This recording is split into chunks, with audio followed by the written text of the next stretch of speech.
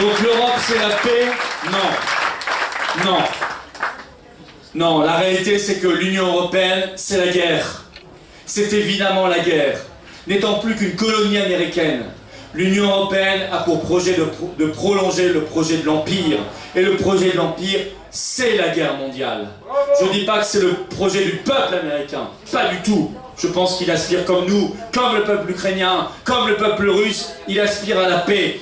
Mais le projet de dingue, de fous, de corrompus, qu'on pourrait appeler des faucons, qui sont des vrais en réalité, américains, leur projet, c'est la guerre mondiale. Alors est-ce que la France a vocation à être là-dedans? Je crois pas du tout.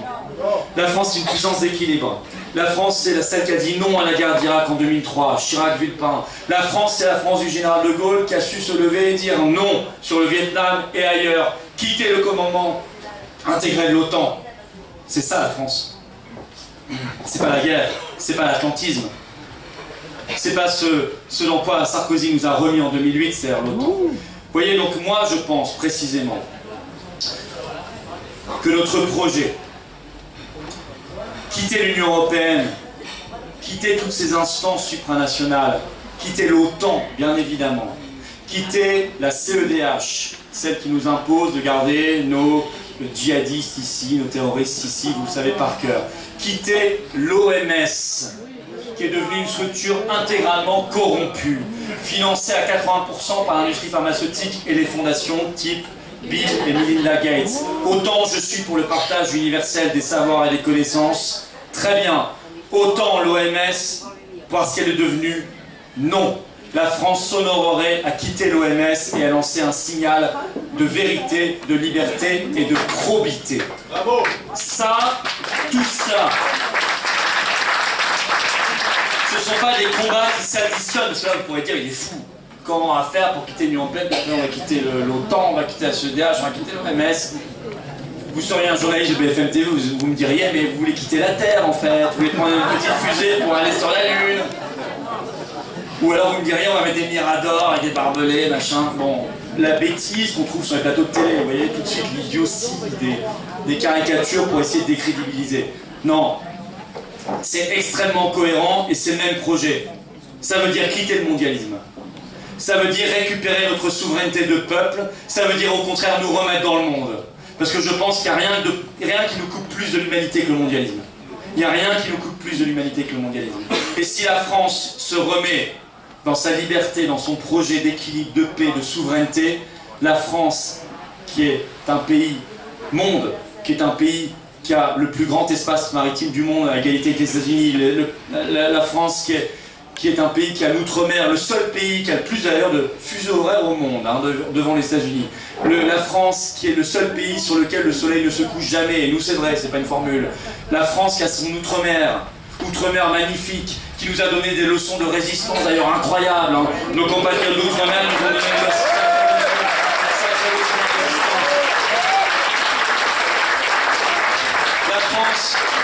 La France qui a cette profondeur historique, profondeur géographique, profondeur culturelle, profondeur artistique. La France qui a cette langue, le français, qui est sur tous les continents, magnifique, apprise, connue, internationale, universelle. La France qui a ses arts, sa philosophie, sa littérature. La France qui est quand même le premier pays le plus visité au monde, et ça n'est pas pour rien, parce que c'est le plus beau pays du monde. La France, si on nous fait confiance, si on retrouve confiance en nous, la France a un destin, la France a un chemin, la France a un cap, la France a un avenir. Voilà ce que je vous dis. Et cet avenir, il n'est pas rétréci, il n'est pas rabougri, il n'est pas coupé, il n'est pas isolé. Ça, c'est ce que disent les adversaires, nos adversaires, les adeptes de la secte mondialiste. Non, je crois au contraire que si on quitte ce monde de dingue, celui qui nous fait qu'on a le nez collé en permanence sur Bruxelles, Washington, Berlin toute la journée, on se rouvrira au monde. On découvrira que le monde est bien plus vaste que les États-Unis, Washington, Berlin et Bruxelles. Le monde, c'est des continents, c'est des océans, c'est des mers. C'est plein de défis à redécouvrir, à découvrir et à gagner. C'est ça la réalité. Et vous verrez qu'on vivra en amitié et en coopération avec les peuples du monde bien mieux qu'aujourd'hui. Vous croyez qu'on va s'en sortir en se mettant à dos 80% de la planète, comme on est en train de le faire? Vous croyez qu'on va s'en sortir en se mettant à dos tout le continent africain? tout le monde russe, tout le monde des BRICS, donc l'Amérique du Sud et tout le reste, on ne s'en sortira pas comme ça. En se rétrécissant sur un empire qui est en train de décliner? Bien sûr que non. Bien sûr que non. Macron a dit, je veux m'inviter au sommet des BRICS, en Afrique du Sud. Je vais vous dire, attendez, c'est pas une mauvaise idée. Hein. C'est pas une mauvaise idée. Il aurait été le premier dirigeant occidental à y aller. Le problème, c'est qu'il n'a pas la crédibilité pour le faire. Et ils l'ont humilié immédiatement. Ils lui ont dit, mais attendez... Alors, d'abord, on a pas reçu la demande formelle. Bon, ça, c'est tout à fait possible. Vous savez, ils sont tellement mal organisés qu'ils n'ont même pas... Il a d'abord parlé dans la presse avant de leur demander. C'est pas très malin. Deuxièmement, ils lui ont surtout dit, mais de toute façon, attendez, vous passez votre temps à nous insulter. Vous passez votre temps à nous déclarer la guerre, et vous voulez venir ensuite dialoguer, soi-disant, avec nous, mais c'est pas possible. Et c'est malheureux, hein. Et je vous le dis, c'est malheureux. Parce que pour moi, la France pourrait être un pont. Pour être un pont magnifique entre l'ancien monde et le nouveau monde. Et ça pourrait être notre vocation. Vous voyez, en défendant, bien sûr, pas avec Macron. Parce que le sous-entendu, c'est qu'en quittant ces institutions-là, ces trucs mondialistes qui sont gérés par les mêmes, hein, ils jouent à saute-mouton, hein, ils passent de l'un à l'autre. Ursula, il paraît qu'elle veut devenir secrétaire générale de l'OTAN.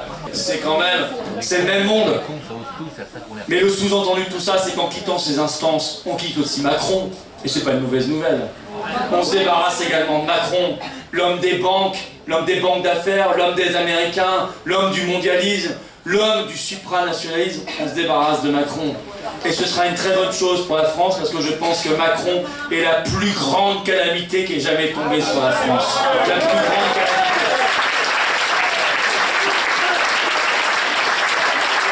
Toute la Macronie, il faut la dégager. Toute la Macronie, Dupond-Moretti, Darmanin, Schiappa. Schiappa, ça devrait plus tarder quand même. Je pense que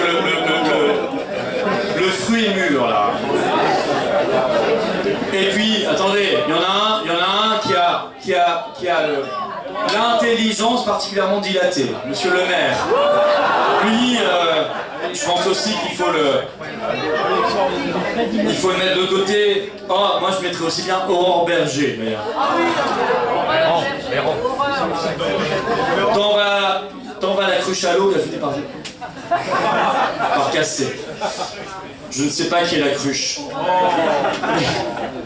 Non, mais Aurore Berger, c'est quand même... On en est arrivé là, si vous voulez, quand même. Non, mais je dis ça parce que j'avais fait un débat avec elle il y a très longtemps.